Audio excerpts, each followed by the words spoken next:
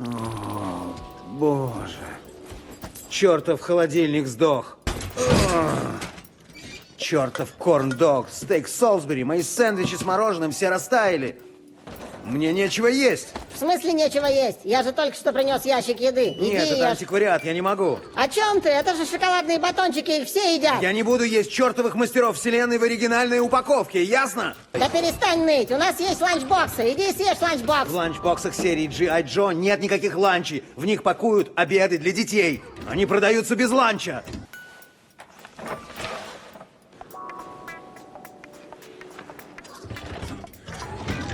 Что за хрень, Герм?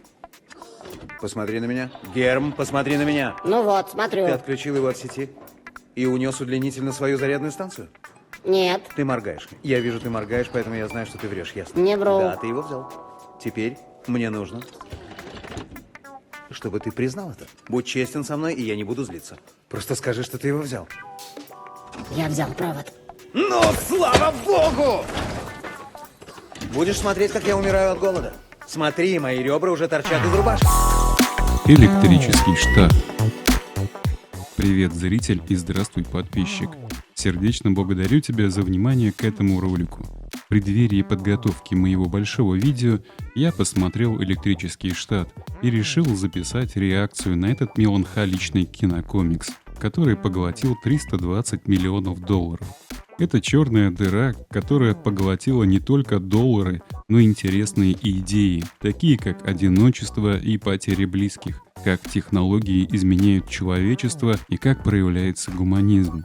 Роботы-орешки со шпагами, роботы, разъезжающие на колясках, выплевывающие бейсбольные мячики, Крис Пратт со своим нелепым париком, Стэнли Тучи, изображавший стереотипного технозлодея, Жан-Карло Эспозито, чей драматический талант заперли в маленьком дисплее управляемого дрона и необоснованно проиллюстрировали его моральное пробуждение. Милли Бобби Браун, которая не по своей воле почти всегда переигрывает, потому что сценарий не раскрывает эмоциональную связь с ее экранным братом. Она просто вынуждена натужно выдавливать из себя печаль и страдания на зеленом экране без актеров, так как всех роботов дорисовали уже на постпродакшене. И вся эта вульгарная безвкусица вызывала впечатление заурядного кино на один раз. Перед просмотром я надеялся отдохнуть, насладиться приключениями и юмором, и нужно признать, все это было в середине фильма, и я даже мысленно удивлялся. Неужели я посмотрю хорошее жанровое кино? Да, второй акт картины самый увлекательный и содержит яркие приключения и хорошее чувство юмора. Неожиданные повороты сюжета, забавный дуэт контрабандиста и робота Герма, который спас жизнь солдату, и они стали друзьями. Отважная сестра, которая отправилась на поиски своего брата, ведя за руку большую ходячую голову. И хладнокровный охотник на роботов, преследующих обаятельную команду авантюристов. Все это действительно вызывало интерес и улыбку. Но начало и финал сильно портили все это перспективное и яркое приключение, которое, по большому счету, лично на мой субъективный взгляд, воспринималось как примитивный, клишированный кинокомикс с упрощенными персонажами и недоразвитыми идеями. У кинофильма одно выразительное достоинство – это визуальный стиль с жутко милыми роботами, но сценарий архаичен, персонажи упрощены и все темы, озвученные в фильме, не развиваются. Создатели о них забывают, подсовывая зрителю карикатурных роботов со шпагами, разъезжающих на инвалидных колясках. Это киноинвалид с порезанными, острыми темами и с такими же недоразвитыми персонажами. Это многобюджетный театр железяк-уродцев смотрится как детский фильм, но не для детей. Это просто парадоксальное ощущение. Фильм выглядит как изуродованный и порезанный Франкенштейн с прикрученными чужеродными частями, который скрипит и пыхтит, но подает признаки жизни.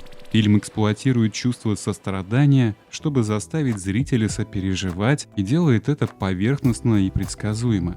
Прическа Криса Пратта выглядит как парик, эта неестественная шевелюра сильно отвлекает, да так, что постоянно ждешь, что она вот-вот заговорит, спрыгнет с головы актера и разразится истеричным смехом.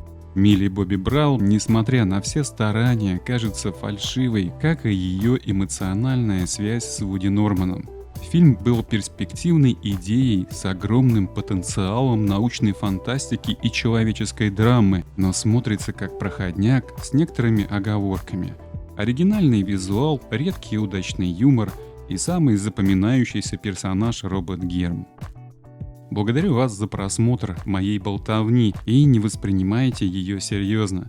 Вы всегда можете аргументированно возразить и поправить меня или указать на мои ошибки.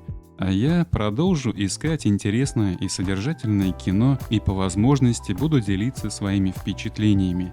Успешного вам дня и до скорой встречи. Ладно. Утром нас убьют. О, волосы! Тронешь мои волосы, и я тебя отключу.